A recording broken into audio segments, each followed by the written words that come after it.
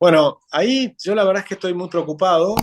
Hay una parte positiva, pero yo estoy muy preocupado porque no lo veo a la sociedad argentina suficientemente preocupada por el tema. Entonces me preocupa a mí, porque si no hay una reacción de la ciudadanía, de que se da cuenta de que la educación de sus hijos, no generalmente la de la Argentina, porque todos sabemos que la educación argentina es mala, pero cuando le preguntás a un padre específico sobre la educación de su hijo, crees que es bastante buena. Y yo creo que se equivoca, que la enorme mayoría de todos los que nos están escuchando, yo les aseguro que, que lo más probable que tengan es que sus hijos vayan a escuelas, si tienen hijos, por supuesto, que son malas, son muy malas. O sea, la educación que está recibiendo es muy mala, no más o menos, es muy mala, porque la educación promedio de la Argentina es pésima. Esto es, esto es La Inquietud con Garrett Edwards. El lugar donde hay más preguntas que certezas.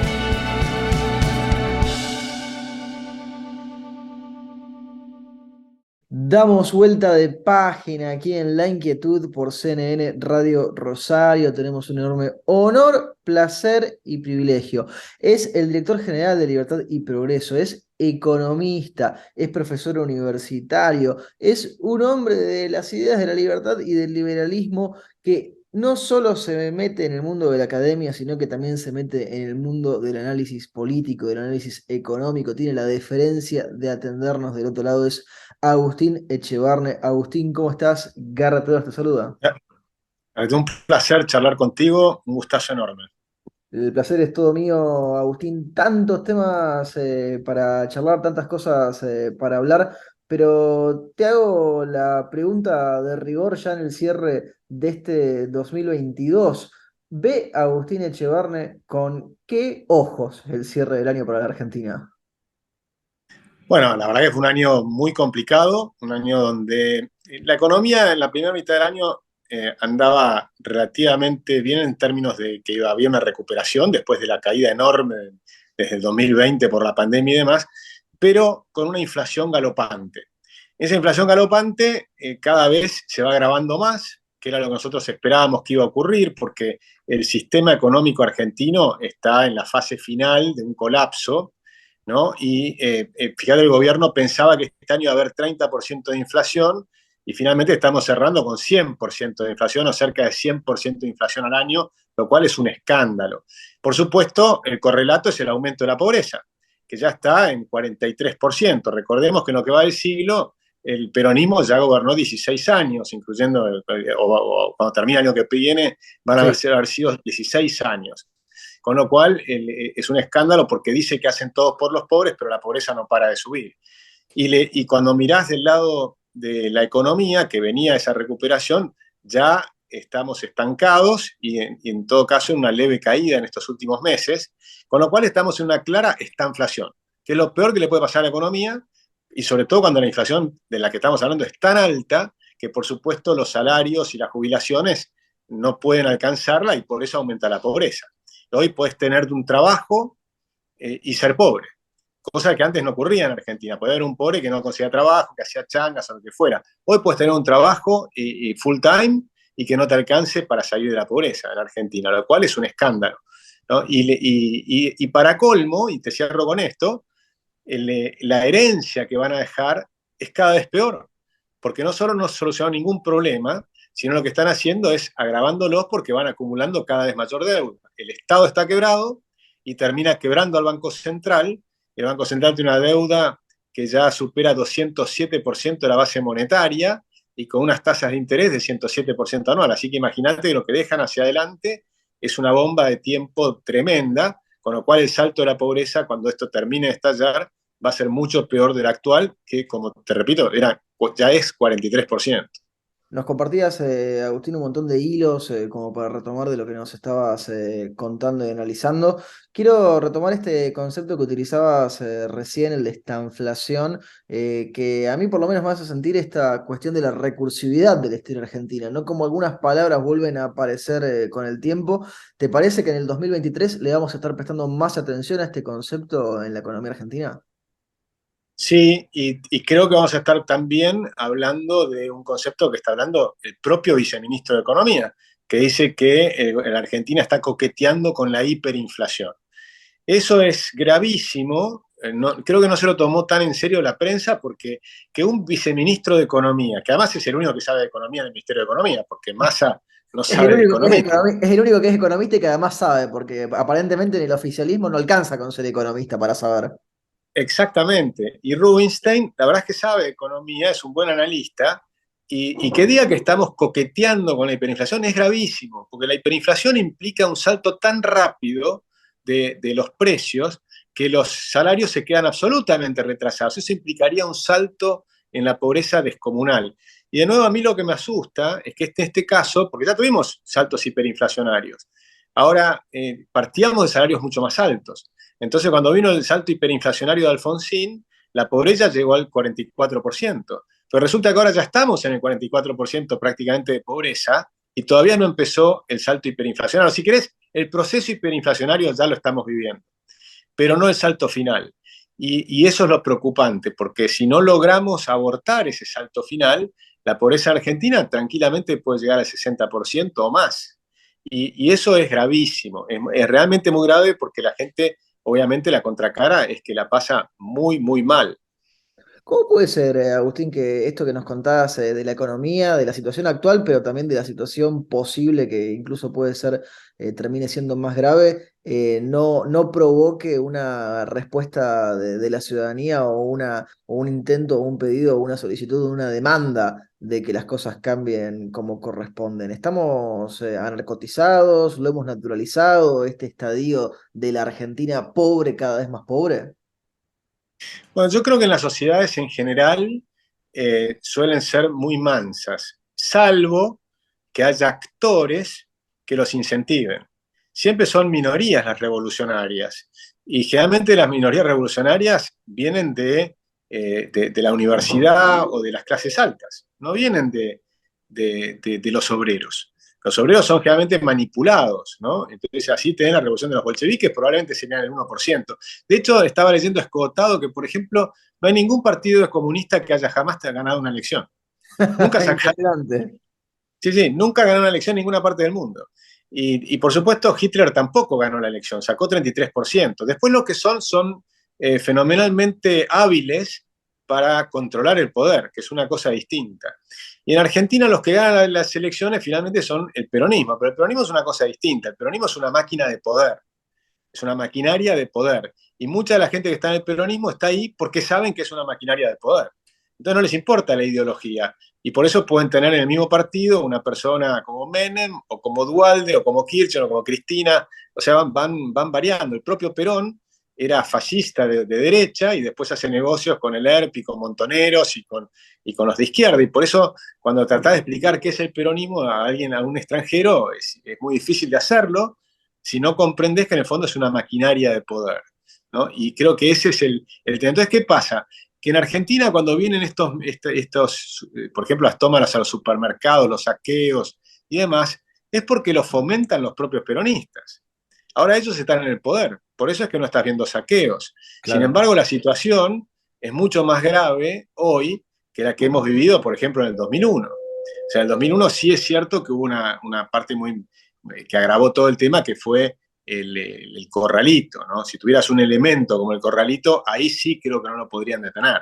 Entonces, y ojo, porque Argentina puede llegar a cosas parecidas, porque cuando vos mirás el balance del Banco Central, el balance te asusta. El crecimiento de la deuda del balance del Banco Central es tremendamente rápido. O sea, se va acelerando la duplicación de los intereses, que cada vez es más rápido. Por ejemplo, para pasar de 1 billón a 2 billones tardaste 24 meses, después tardaste 6 meses para pasar de 2 a 4, tardaste 3 meses para pasar de 4 a 8, y un mes más tarde ahora ya estamos en 9 billones de pesos, ¿no? Que estás hablando de una cifra que al tipo de cambio paralelo, o sea, al tipo de cambio, digamos, del contado con liquidación y demás, son 30.000 millones de dólares. Y si lo tomás al cambio oficial, son casi 60.000 millones de dólares. Entonces, la duplicación significa que pasaste de 30.000 a 60.000 millones de dólares en muy poco tiempo. Entonces, es realmente un escándalo lo que está pasando, y es una alerta muy grande con respecto a lo que puede venir el año próximo, y va totalmente en contra de lo que está diciendo Massa que dice, Mm. bueno, ya todo está más tranquilo, fíjense, y es verdad que la inflación puede aparecer un par de meses con un 5 en vez de con un 6 como primer dígito, y es un poquito menor, pero eso gracias a los controles de precios y al dólar soja 1, dólar soja 2, todos parches, pero la situación de fondo está cada vez más grave. Empezó a aparecer en tu análisis y nunca falta porque siempre lo complementás el elemento político, no solo el económico. ¿Cómo ves esa interrelación en los próximos meses entre lo político y lo económico para la Argentina? Bueno, yo me acuerdo siempre el general de Gaulle decía que la economía y la política están tan atados como la acción y la vida. Entonces es como que son inescindibles. Un economista que no trate de ver lo que pasa con la política o viceversa es porque es un mal político o un mal economista, porque las dos cosas están totalmente atadas. Y generalmente los fenómenos hiperinflacionarios ocurren por alguna inestabilidad política. Por ejemplo, renuncia a Massa. Agárrate. O renuncia a Rubinstein. Entonces, ahí agarrate. Es decir, que un hecho político te puede agravar las expectativas, pero instantáneamente. Entonces, los problemas que uno espera que pueden pasar dentro de 6, 8, 12 meses, terminan pasando en 2, 3, 4 semanas. Mm. Entonces, las aceleraciones pueden ser muy rápidas cuando se producen hechos políticos. Pero en ese punto de vista hay algo positivo, que el año que viene es un año electoral. Claro. Entonces, el hecho más grande que vas a tener político es que el peronismo va a perder las elecciones. Y eso es muy positivo para la economía argentina. Entonces, esa es la paradoja. La paradoja que tiene el peronismo es que si pierde las elecciones le va mejor en la economía, por las expectativas mejoran, y la paradoja que tuvo Macri es que perdía las elecciones. Pero en ese caso ocurría al revés. Si cuando está gobernando un antiperonista pierde las elecciones o las expectativas son que pierda las elecciones, la economía se deteriora. Bueno, lo contrario pasa con el peronismo. Cuando pierde las elecciones, las expectativas mejoran. Hablabas también, Agustín, de la bomba que quedará para el que le toque ocupar el sillón de Rivadavia en el próximo gobierno, en el próximo mandato, pero te quiero preguntar por otro tema de mediano y de largo que también sé que te interesa y que lo has investigado, por la educación en la Argentina. Agustín, ¿cómo ves el tema de la educación para lo que sigue en los próximos años? Bueno, ahí yo la verdad es que estoy muy preocupado. Hay una parte positiva, pero yo estoy muy preocupado porque no lo veo a la sociedad argentina suficientemente preocupada por el tema. Entonces me preocupa a mí, porque si no hay una reacción de la ciudadanía, de que se da cuenta de que la educación de sus hijos, no generalmente la de la Argentina, porque todos sabemos que la educación argentina es mala, pero cuando le preguntas a un padre específico sobre la educación de su hijo, crees que es bastante buena.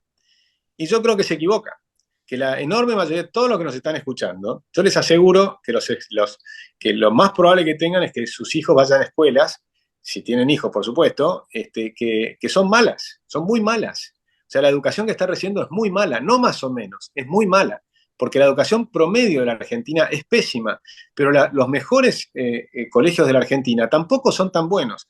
Aun cuando tomás los 5 mejores colegios de la Argentina, vas a observar que la cantidad de chicos que están pasando los exámenes SAT, que son los exámenes internacionales, Sí. el promedio de esos chicos es cada vez menor. Estás hablando de los mejores. Y cuando vas yendo para abajo es cada vez peor. Entonces, el promedio de la Argentina, América Latina entera, por ejemplo, está en el 10% inferior de la educación mundial. Argentina, por lo menos, era el número 1 de América Latina, hace 20 años atrás. Hoy no. Hoy estamos sextos sobre 8 países que toman los test de PISA. O sea que estamos en los peores lugares del 10% inferior. ¿Sí? Ese es el nivel de la educación argentina. Es trágico. Entonces es necesario, y yo replanteo siempre este tema, eliminar el artículo 97 de la Ley de Educación que prohíbe difundir los resultados por escuela. Porque si logramos difundir los resultados por cada escuela, cada padre puede ver cómo está la escuela de mi hijo en relación al mundo, que es lo que importa. Yo les propongo a los padres que nos están escuchando ahora, que les propongan a sus hijos que tomen un test de Corea, o del país que quieran, del país del OCDE que quieran, que tomen un test del año que le corresponde y que lo hagan online a ver qué les da. Por supuesto, el test es en inglés porque en todos los países hablan inglés. O sea, todos los países, todas las escuelas racionalmente No, no buenas hace falta enseñan inglés. saber coreano, entonces pueden buscar la de Corea del Sur que lo pueden usar igual. Exactamente, o podés buscarlo de Finlandia. El 100% de los finlandeses hablan inglés. Mi propuesta para los argentinos, es que enseñemos inglés a todos, que todos los chicos puedan aprender inglés con Duolingo, por ejemplo, de manera gratis, simplemente usando esa aplicación media hora por día, en 4 años vas a hablar muy bien inglés. Entonces, es factible, te multiplica las posibilidades laborales, multiplica las posibilidades para la Argentina, finalmente, porque mejorás el turismo, mejorás las aplicaciones de programación, casi cualquier trabajo que tengas, si hablas inglés es mejor, porque además si te tenés que educar, bueno, hay 10 veces más posibilidades de educarte en inglés que en español. Claro. Entonces, de forma tal que eso sería un lujo y sería una forma también de igualar, cuando estamos hablando de igualar oportunidades, bueno, esa es una igualación de oportunidades, que todos hablen inglés. Y es muy fácil de comprobar si lo estás haciendo bien o mal, son exámenes internacionales. Entonces, creo que ahí hay muchos temas que podemos mejorar, pero lo que es fundamental es que los ciudadanos argentinos, que los padres, las madres, realmente se preocupen por el tema, porque estamos muy mal en ese tema, y yo me encantaría que sea uno de los temas de la campaña electoral del año próximo. Hacías referencia también ahí a algunas cuestiones tecnológicas, así que te llevo por ese lado, Agustín, porque las redes sociales y la tecnología no son solo una de tus pasiones, también son una de tus herramientas de trabajo. ¿Cómo estás viendo hoy por hoy a las redes sociales en su vinculación con la sociedad? ¿Cuál es el análisis que haces de esa ida y vuelta? Bueno, yo creo que para los chicos ha sido muy negativo. ¿Sí? Es decir, para mi trabajo, para la difusión de ideas, para un montón de cosas es positivo, por supuesto, y tiene un montón de cosas positivas. Pero para los chicos más jóvenes ha sido negativo y eso está explicado en un libro que se llama The Coddling of the American Minds, de Lukianoff y Haidt, que son psicólogos y muestran cómo el impacto de las, no de Internet, porque Internet es espectacularmente positivo, pero las redes sociales han provocado, por ejemplo, cuando tomamos Instagram, TikTok, Facebook y demás, han provocado un estrés emocional en muchos chicos y está aumentando el estrés, incluso la tasa de suicidio en los países que miden bien estas estadísticas, ¿no? En los Buscamos países, la gratificación instantánea, ¿no? Por ejemplo, que nos den el like, que nos pongan me gusta, que nos compartan. correcto, y además comparás tu vida real contra una vida ficticia que es la que mostramos todos en Instagram, ¿no? O en lo que fuere. Vos mostrás las caras más lindas, ¿viste? Sonreís para la Un foto, amigo en casi común, el... Agustín, el doctor Walter Castro, hace un cálculo rápido. Él usa muy poco el Instagram, ¿no? Lo tiene ahí, pero nos dice, supongamos que tenés 500 amigos. ¿Quién no tiene 500 que sigue en Instagram, ¿no? Con que todos se vayan un día de vacaciones, tenés todo el feed a lo largo de todo el año con alguien de vacaciones un día distinto. Entonces vos abrís Instagram y pensás todo el mundo está de vacaciones excepto yo. Exactamente, exactamente. Y además por ahí, no te estás, por ahí estás laburando, pero si vas a postear algo, posteas algo que hiciste el fin de semana. ¿Entendés? Y por supuesto, siempre con una sonrisa. O sea, y Obvio. la vida no es estar todo el día con una sonrisa, pero Instagram sí, o siempre con una cosa divertida, o siempre, y la vida no es así. Entonces, eso ha provocado un estrés. Y la respuesta educativa sobre ese estrés ha sido muy negativa. Y es lo que llaman estos autores el coddling, que sería como la sobreprotección de las mentes Claro. de los niños. Y esa sobreprotección es el equivalente a decir, bueno, yo no quiero que mi chico se lastime y entonces no lo dejo salir al potrero, ¿sí? A jugar en el potrero. Y vos necesitas salir a jugar en el potrero para fortalecerte, porque el sistema mental de cualquier persona son lo que llaman sistemas antifrágiles. Un sistema antifrágil es un sistema que se fortalece frente al problema. O sea, al tropezarte, al caerte, al levantarte, estás fortaleciendo tus músculos. Si vos te quedás acostado en la cama, tus músculos se atrofian. Lo mismo le pasa al cerebro. Entonces el cerebro tiene que estar confrontando permanentemente con ideas distintas, con ideas que no te gustan, con unas que sí, con otras que no, pero esta sobreprotección de las mentes ha sido un elemento muy negativo para la educación en países que miden estas cosas como en Estados Unidos. Y después esos chicos frágiles, porque los han vuelto frágiles, entran a la universidad y en la universidad empieza toda esta cultura de la cancelación. Y la Claro. cultura de la cancelación es para cancelar a las personas que pueden decir algo que te disgusta, que es todo lo contrario a lo que significa universidad, que es universitas, ¿no? Es tener todas las ideas en el mismo lugar en justamente contrapunto. Y vos escuchás, si querés, al fascista y escuchás al liberal y escuchás al socialista. Y de cada uno vas viendo qué es lo que te gusta, qué es lo que no te gusta, y vas comparando con tu propia mente, con tu propio matiz de pensamiento, con tu propia matriz de pensamiento, vas comparando y vas fortaleciendo tu pensamiento crítico para ver lo que realmente vos pensás. Entonces vos no repetís lo que dicen otros, sino que generás tu propio pensamiento porque has escuchado las distintas campanas. En cambio, ahora hay una sola campana. Entonces la campana, por ejemplo, es la Agenda 2030. Y es impresionante cómo, no solo en Argentina, sino en el mundo, por lo menos en el mundo occidental, llamando occidental, incluyendo Japón, Taiwán, digamos, todo lo que hoy llamamos el mundo occidental, que no es un lugar geográfico, están teniendo las mismas ideas. Las mismas ideas, se ponen de moda el veganismo, se pone de moda todo un montón de temas que se van poniendo, el LGBTIQ, etcétera, que se van poniendo, pero no porque surgió de abajo hacia arriba, sino que surgió de arriba hacia abajo. Y ese es un problema que yo creo que es una lástima, porque es la ausencia de pensamiento crítico, que para mí es mucho más importante.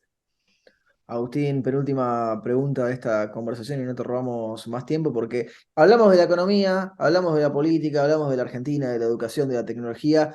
Te traigo hacia Agustín Echevarne. ¿Qué está leyendo Agustín Echevarne por estos días, cuando tiene algún minuto como para leer algún libro? Bueno, me faltan 50 páginas para terminar el tercer tomo, que cada uno son de 700 páginas, de Escotado, que es extraordinario, Los enemigos del comercio, lo recomiendo. Bueno, no sé si recomendarlo porque hay muchos que recomendaría antes por su extensión. O sea, es más para académicos. Después estoy leyendo también el libro de Macri, que me lo acaba de dedicar, me llegó ayer, así es que lo estoy leyendo y me parece que es interesante y que vale la pena leerlo. Yo creo que se va a presentar como candidato. Leyendo el libro me da la sensación de que finalmente se va a presentar como candidato. Se llama Digo, ¿Para qué? Para el segundo tiempo se va a presentar Macri, decís quizá. Creo que sí. De hecho, en el subtítulo aparece la palabra segundo tiempo, ¿no? El título del libro es ¿Para qué? Y cuenta sus experiencias y demás, y es muy interesante. Y después estoy leyendo un libro que voy por la mitad, que es extraordinario, que lo recomiendo mucho, que se llama The Narrow Corridor, que es de Acemoglu y Robinson. Es muy lindo libro, es una vuelta de tuerca a Why Nations Fail, ¿no? ¿Por qué fracasan las naciones? Y que habla de cómo en ninguna parte del mundo ha funcionado el anarquismo, todavía. Yo aspiro a que algún día, dentro de 500 años, si la evolución humana mejora en su psiquis, tal vez podemos llegar, pero es imposible.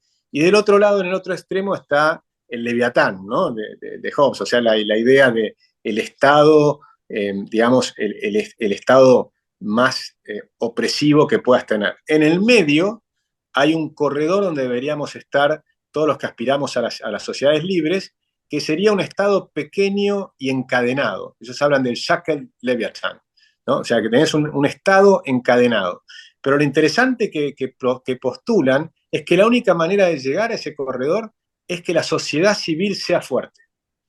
O sea, si no tenés una sociedad civil fuerte, el Estado te termina oprimiendo. Y es lo que pasa en Argentina. El Estado es mucho más fuerte que la sociedad civil. Entonces yo por eso postulo que los padres se preocupen, que las organizaciones de padres se preocupen, que la gente participe en política, que se afilie a los partidos, que dentro de los partidos también controlen a sus dirigentes y que no sea todo controlado de arriba para abajo, que es lo que pasa en Argentina. La última pregunta, Agustín, se la hacemos absolutamente a todos nuestros entrevistados porque el programa se llama La Inquietud y el nombre es un juego de palabras. ¿Qué inquieta a Agustín Echevarne? Bueno, me inquieta mucho la educación de los hijos y de los nietos de las personas que están viendo la Argentina de hoy, porque veo con enorme preocupación que no estamos haciendo prácticamente nada para cambiar el sistema y la aceleración de la tecnología es tal que va a desaparecer el 50% de los trabajos como los conocemos hoy en apenas 20 años. Entonces los chicos que ingresan hoy a la escuela, cuando salgan, la escuela actual no les sirve absolutamente para nada. Estamos creando generaciones de chicos fracasados y eso me inquieta mucho. Agustín, te agradecemos muchísimo el tiempo que te has tomado para charlar con nosotros y con nuestra audiencia y te mandamos un fuerte abrazo. Un fuerte abrazo, Gareth. Muchas gracias por la entrevista. Lo teníamos a Agustín Echevarne aquí en La Inquietud por CNN Radio Rosario. Esto fue La Inquietud con Gareth Edwards. Síguenos en redes sociales y en www.cnn.com.ar. edwards.com.ar.